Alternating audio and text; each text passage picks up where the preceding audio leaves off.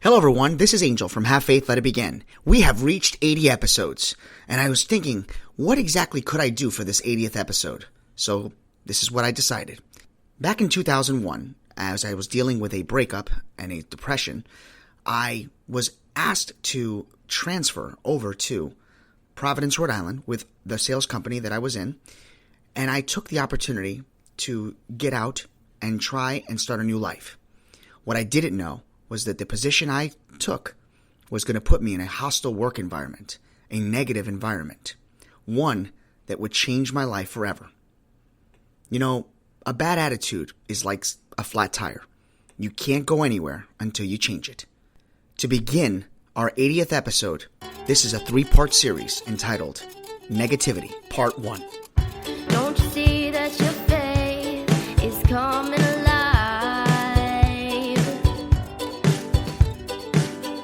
Don't you see that it's tested every time? He's the one that makes your life divine. He's the one that makes you feel fine. Your faith being tested.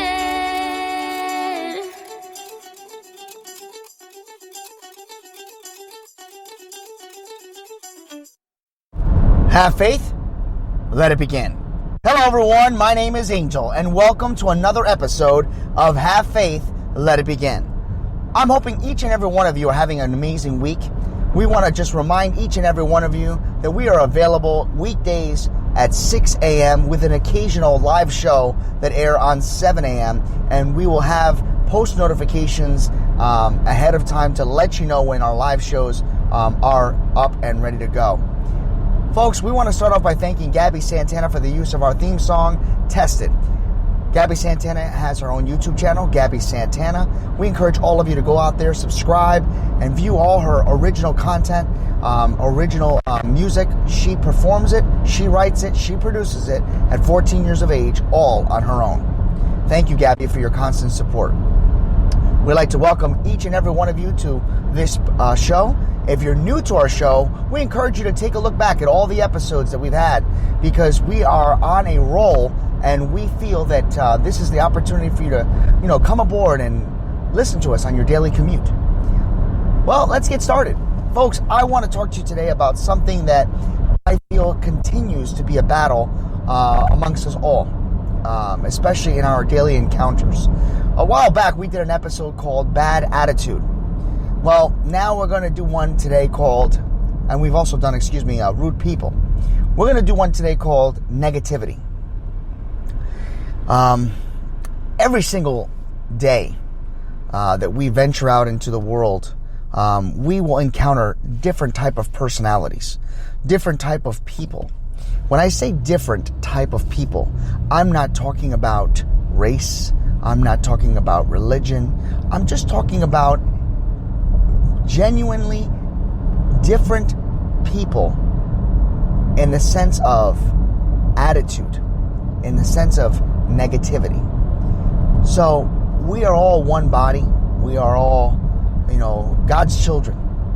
It doesn't matter where we come from. It doesn't matter our beliefs. What all that matters is we're all human. We all should be kind and respectful to one another. Yes, there are different types of situations that we're put in where maybe individuals need to be put in their place.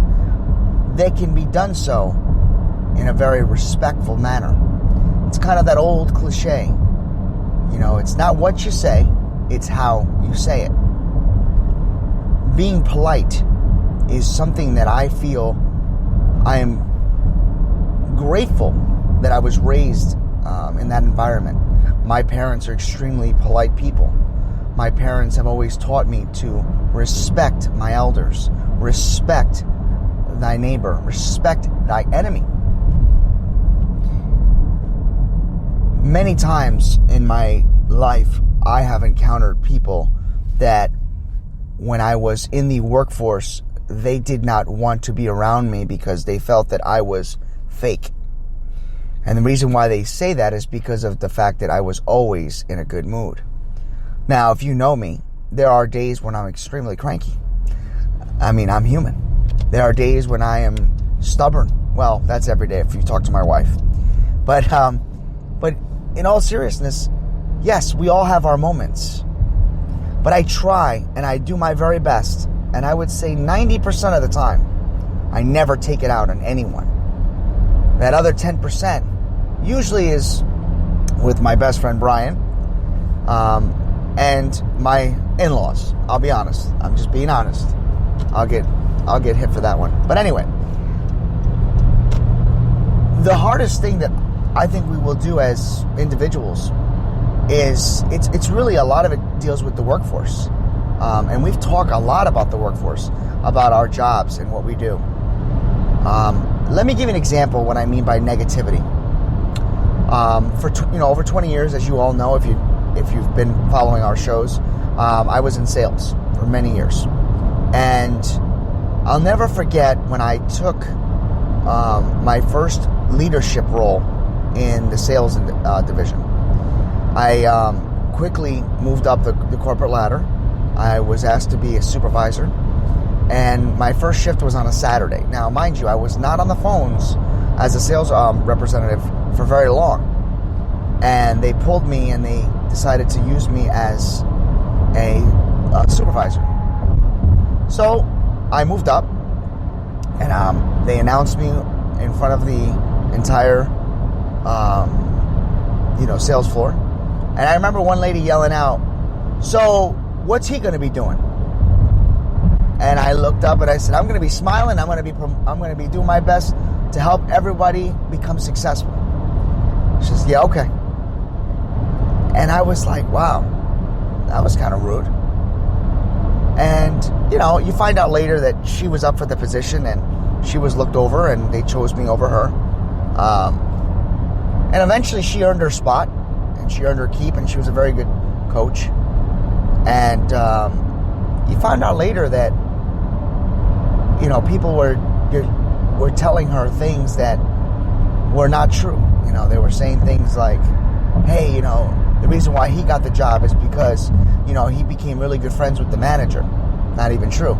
At that time, my mentor Ralph and I had not struck a bond enough that I felt we were going to be managers or colleagues, in that same position. But I think what he saw in me was the drive, the will, and the ability to relate with people and to treat them respectfully. I had respect of my peers until I took that position. As I moved up the corporate ladder and became higher in my position, I constantly battled other colleagues who would always come in with a negative attitude. They would come in because maybe at home life wasn't too well, which goes back to what we said about leaving things at the door. I've had individuals come up to me and say, "Can you just stop? Can you please just stop? For 1 second, can you complain about something? That's all you talk about is the good, the good, the good." Life is not good. Life is not always that good. You know what? That is true. Life always has its moments.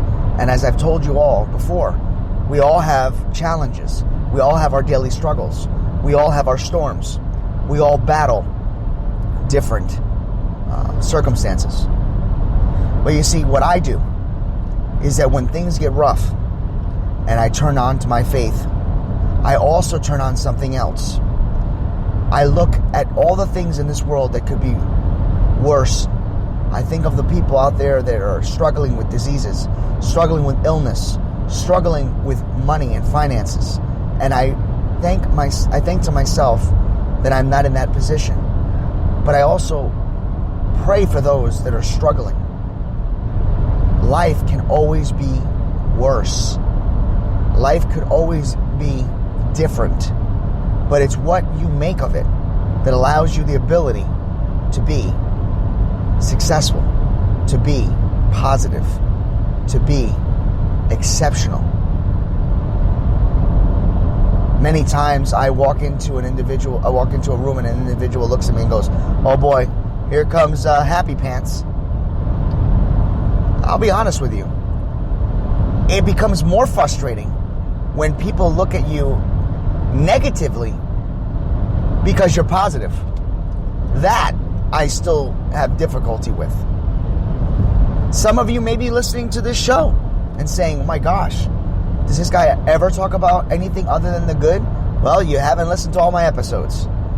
As all of you know, I battle storms each and every day. My faith is tested every day.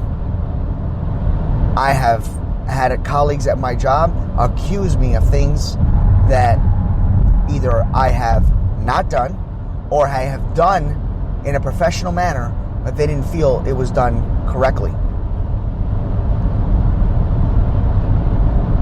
I remember a time when I was living in Providence, Rhode Island, and one of my managers, who was the same level as I, actually that's not true, let me be more specific. We had these positions called shift leaders and then team leaders, and we all held the same position by title of assistant branch manager, but then there's ones that are in charge of the entire shift. And at the time, I was not a shift leader yet. I was a team leader. And my shift manager was in charge of overseeing both floors. I was in charge of the new hires. My job was to make sure that they sold 4 sales an hour, which we call the 1.0 SPH, sales per hour. Our goal was to continue to make the new hires become successful so that they can move up to the next level. And they did it in the form of like Olympics: bronze, silver, and gold. So bronze were new hires, silvers were the ones that were new hires but on the point of either up or out, meaning they've reached a level where they either have to be moved up to gold or we have to make a decision whether we're going to keep them or not. I mean, that's sales, unfortunately. So, as a sales manager of the new hires, bronze and silver, my goal was to have an overall sales per hour in the room of 28 individuals of a 1.0, which means almost everybody on the sales floor had at least 4 sales, or mathematically, we reached a goal of 1 sales per hour. And you take the sales divided by the hours, and that's how you do it. So,